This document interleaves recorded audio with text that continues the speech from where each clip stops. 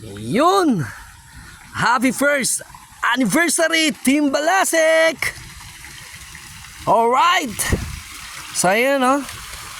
Nandito kami ngayon sa Biklatan General Trias kung saan dito gaganapin ang aming event ng first anniversary ng aming grupo kay Angkas.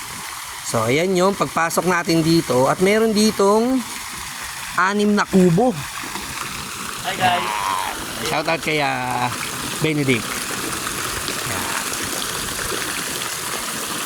So, ikot ko lang kayo konti rito, no? Yan. Meron ditong 6 na kubo, pero bago yan, ikot ko muna kayo dito sa baba. So, yan.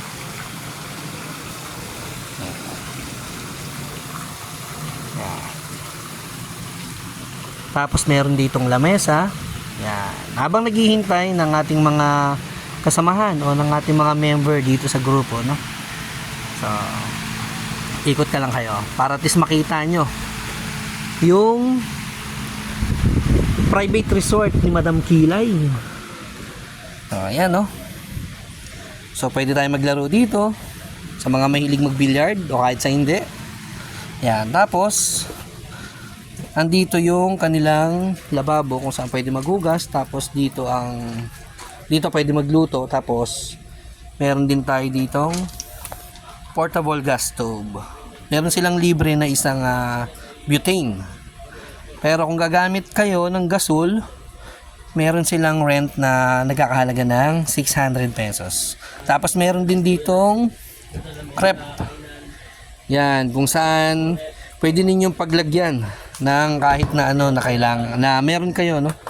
Yan. So itong resort na to, 22 hours to. 22 hours yan.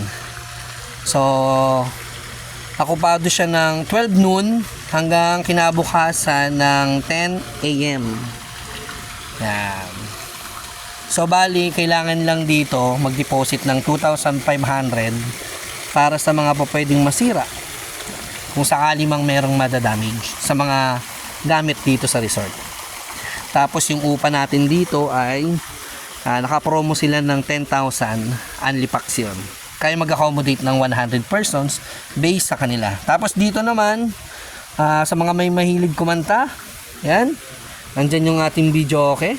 Yan, oh. Wow na wow! Yan, naka wifi na yan. Tapos limitado lang yung mga pwedeng kumunay kasi para hindi masyadong bumagal yung ating internet dito sa loob, no? Yan, tapos ngayon nakita tayo dun sa taas para makita ninyo yung kwarto ng bawat kubo. Kasi meron ditong 6 na kubo sa resort na to. Kung saan pwede mag-accommodate ng 25 packs, no? Dito muna tayo sa baba. Yan. Dito sa baba. Yan. Tapos naka-aircon na yan, no? Yan, no? Ganda. So sulit na sulit yung ating upa dito na 10,000, no? Kasi naka-promo sila. Yan. Pwede rito 3 to 4 persons daw, sabi nila. Kung saan pwede rin daw humiga sa baba. Kung sakali lang hindi kaya na i-accommodate lahat ng kubo na pwede matulog yung ating mga kasamahan. Yan. Ito yung unang kubo dito sa baba. Yan. Naka-aircon yan, ha. Yan. Tapos andito yung kanilang ihawan. Yan. Ihawan. Tapos nandito yung bathroom, shower. Yan. Then nakita tayo ngayon sa pangalawang kubo.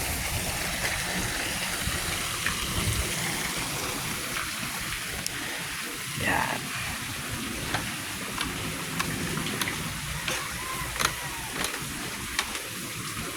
Dito naman sa kwartong to, yan, double deck siya.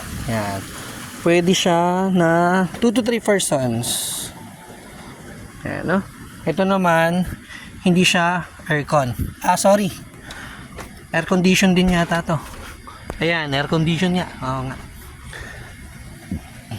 Yan.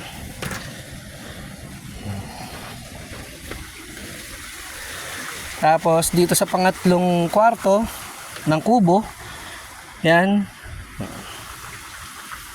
Yan, naka-aircon din to. Then, 2 to 3 persons din ang pwede dito sa kwarto na to. Yan.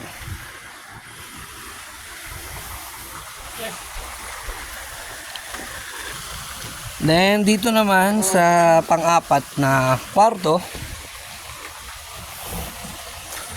Yan.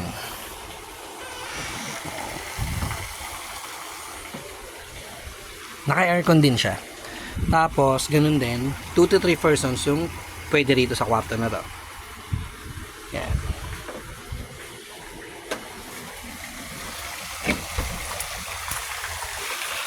Then, dito naman sa kubo na to, ito yung pinaka huling kwarto. Yan.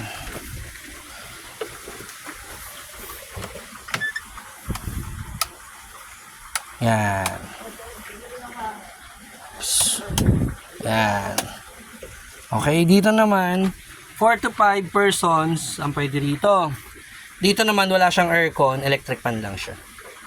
Yan, nasa baba yung yung foam.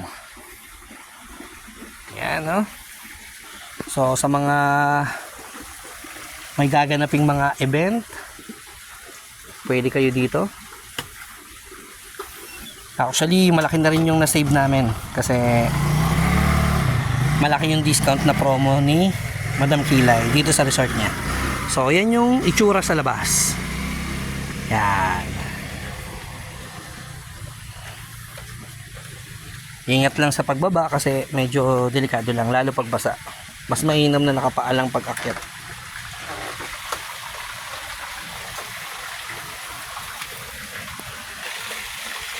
Yan.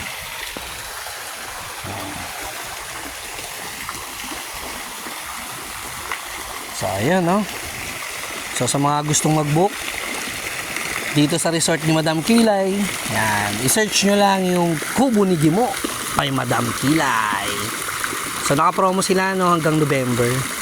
So, June to November, yung promo nila, pag weekdays, nagkakahalaga ng 10,000, pero pag weekend, nagkakahalaga naman ng 12,000. Pero ang original price niya is, kapag hindi naka-promo is 18,000. Tapos, 15,000 yata yung weekdays. Ganun.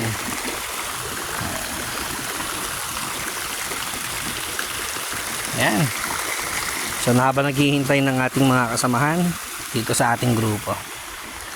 Alright.